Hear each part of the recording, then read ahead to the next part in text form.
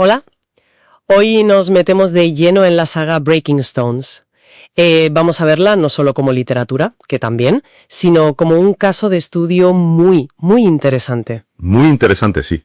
Sobre cómo se construyó y la credibilidad, ¿no? La autoridad en esta era del creador de contenido. Tenemos un análisis bastante detallado que, desmenuza la saga. Efectivamente. Y la misión de este deep dive, es intentar desentrañar cómo Breaking Stones consigue tejer juntas la narrativa, una filosofía muy particular, y también una estrategia de marca personal, para funcionar casi como una guía de transformación personal.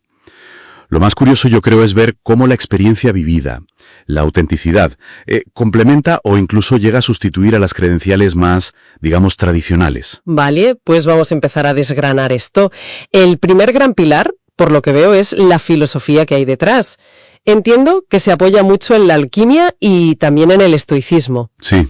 Y presenta la adversidad, sobre todo el trauma por traición, no como un final, sino como un punto de partida, ¿verdad? Precisamente.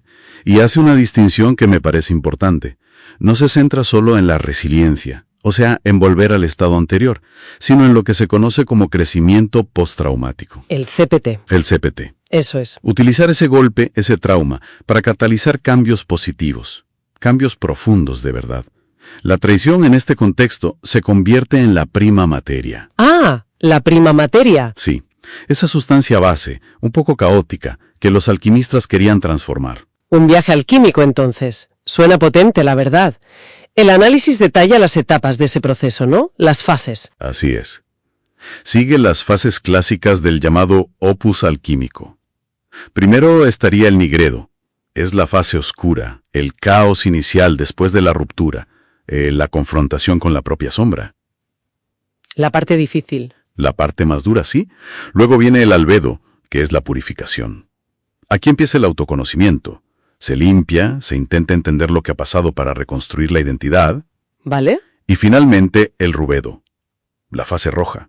Simboliza la autorrealización, la integración de toda esa experiencia y, la manifestación de un nuevo propósito vital. Entiendo. ¿Y el estoicismo? ¿Cómo encaja en todo esto? Pues se complementan muy bien. El estoicismo aporta el marco más práctico, digamos, con la famosa dicotomía del control. Ah, sí, lo que puedes controlar y lo que no. Aprender a distinguir qué depende de nosotros, nuestros pensamientos, nuestras acciones, y qué no, los eventos externos, la conducta de los demás.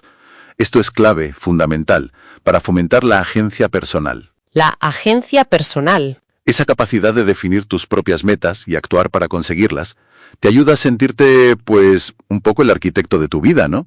Y no una simple hoja que mueve el viento.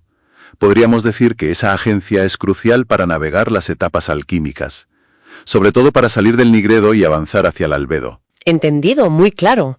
Y eso nos lleva al segundo pilar, la credibilidad del autor. El análisis insiste mucho en que su autoridad no viene de títulos académicos o similar, sino de su propia vivencia. Su historia es la prueba de concepto. Exacto. Se da una especie de simbiosis, ¿sabes? La vida del autor valida la obra, y la obra, a su vez, da sentido y estructura a su experiencia personal. Se posiciona como un mentor. Como alguien que ya ha pasado por ahí. Justo. Alguien que ya ha cruzado ese río y ahora, te ofrece el mapa. Pero ojo, la credibilidad no se basa solo en contar la historia. Hay más. Cierto. También está la parte de profesionalización del proyecto, la creación de una editorial propia, una LLC, ¿no? Con un nombre coherente. Eso proyecta seriedad. Sin duda. Y a eso se suma la calidad tangible del producto final. Hablamos de una maquetación cuidada, índices interactivos, la accesibilidad en la autopublicación. Son detalles, sí, pero demuestran compromiso y profesionalismo. Refuerzan la confianza, claro. Totalmente. Lo interesante aquí es esa fusión. Por un lado, la vulnerabilidad de la experiencia personal y por otro, una ejecución casi empresarial. Es como si el autor dijera, mira, no solo te cuento cómo superé esto, sino que he construido una estructura sólida para compartirlo contigo. Y aquí tienes los planos. Muy gráfico, sí. Y el tercer pilar sería el legado, la visión a largo plazo. El informe menciona un contrato con el lector y un plan global coherente. Aquí lo fascinante es la planificación de esa coherencia. La saga no son libros sueltos, está concebida como un todo. con una misión, una visión, unos valores definidos, casi como si fuera una marca. Ajá. Cada nueva entrega tiene que aportar algo nuevo, claro, pero tiene que conectar de forma orgánica, natural, con lo anterior. Son etapas de un camino continuo. No es algo que acaba, como una escuela personal. Precisamente. La forma del proyecto, su arquitectura a largo plazo, acaba validando y reforzando el contenido filosófico sobre la transformación constante.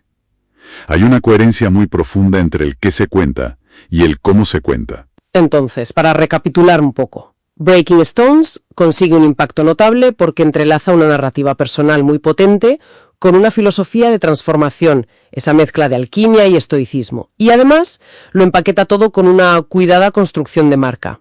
Una marca basada en la autenticidad vivida, pero ejecutada con profesionalismo. Y de esto, creo, nos dice algo importante sobre cómo está cambiando la percepción de la autoridad hoy en día. Muestra cómo las historias personales, cuando se estructuran bien, se fundamentan filosóficamente y se presentan de forma profesional, pueden convertirse en herramientas muy eficaces para el desarrollo personal de otras personas. Para terminar, vamos a dejar una idea en el aire para darle una vuelta.